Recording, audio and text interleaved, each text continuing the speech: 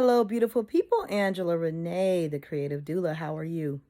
We are here tonight, this evening, on chapter 6 of Eckhart Tolle's book, The Power of Now, and that is called The Inner Body.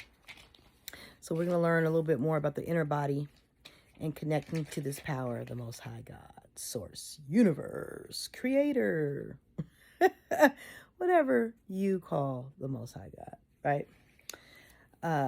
But there was a question asked about being. Like somebody wanted him to explain being. And he uses this great analogy. And he says, water, question, right? What do you mean by that? I don't understand it. And he said, that's what a fish would say. If it was a human, it would try to make sense of what is, right? And you don't have to make sense of what is, it is, right? Anyway, again, you're more than your physical body and your mind, folks. You are a whole presence.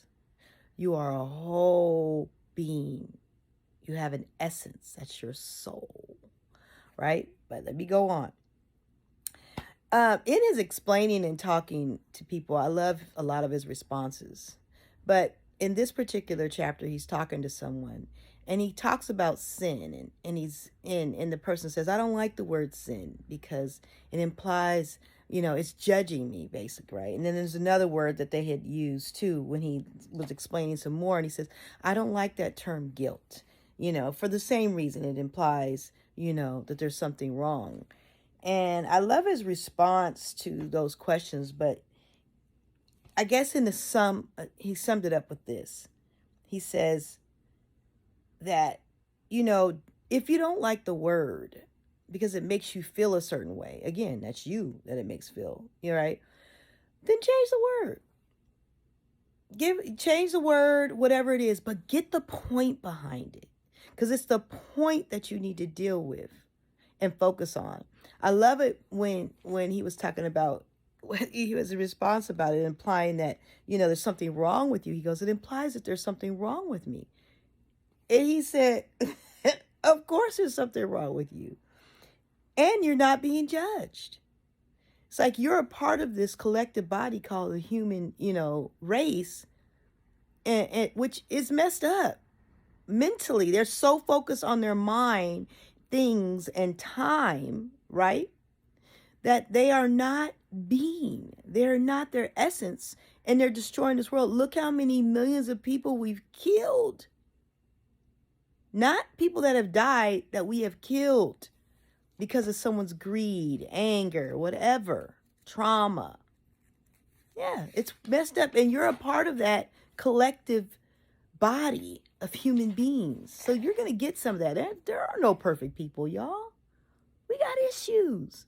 But guess what? If you learn to be, you can get beyond that.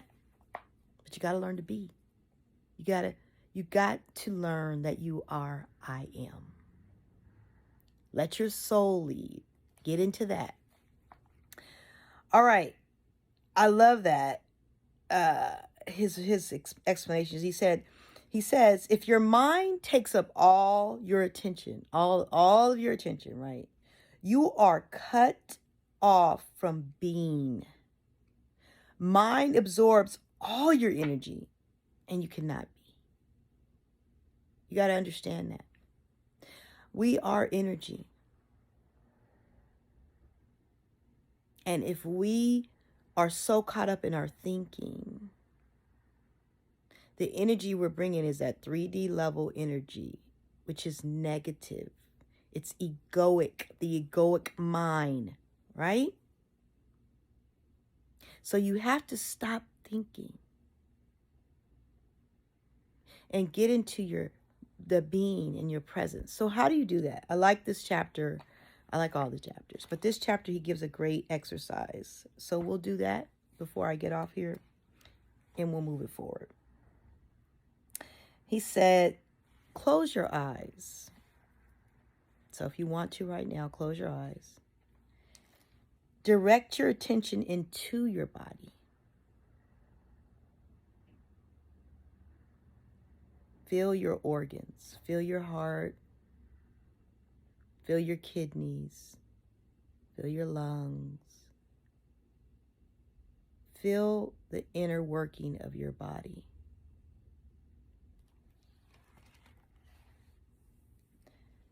Is it alive, he asked. So I'll ask you, is it alive? Yes, you're feeling that, right? Your inner body is formless. Keep feeling it. Feel your inner body. You may begin to feel a slight tingling.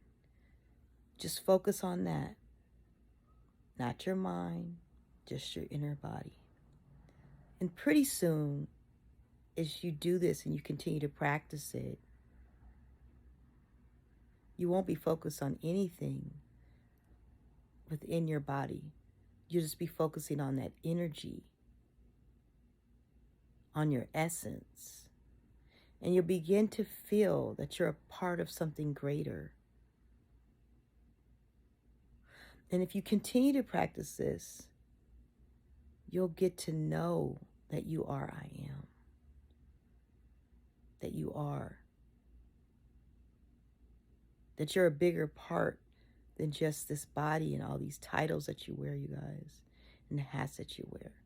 But if you were closing your eyes, go ahead and open your eyes. That's a practice you can continue to do. I love this question he had before we leave today. It was either a question or a comment that, I don't know if it was somebody who made a question, but I read this and I wrote this down. It says, so few seekers become finders. We believe, but we don't get to know because we don't find it. Because religion has done a good job, and the society has done a good job of making us think that we're chasing something outside of us, y'all. When it's right here within us. It's our essence. We're merely basically renting this body, right? We're in it for a season because we have a purpose and to fulfill that purpose. But our being, our essence, our soul, it's much bigger than this body. And that's the purpose, that you connect with your soul and allow it to lead you through your purpose. But if you don't connect with the essence of who you are, with the essence of who you are, you're going to stay in that 3D level of consciousness, or you'll be going back and forth between 3D and 4D, trying to figure it out, and you'll never get to the higher level of consciousness. So you got to let the mind go. No mind. You got to feel your way into being, into presence. So that inner body work, getting to know your inner body, is highly important and crucial. Angela Renee, the creative doula. I need to tell you guys, I don't usually say this. You can reach me at angelareneeandco.com. You got work to do? I can help you. Peace and blessings. Love and light.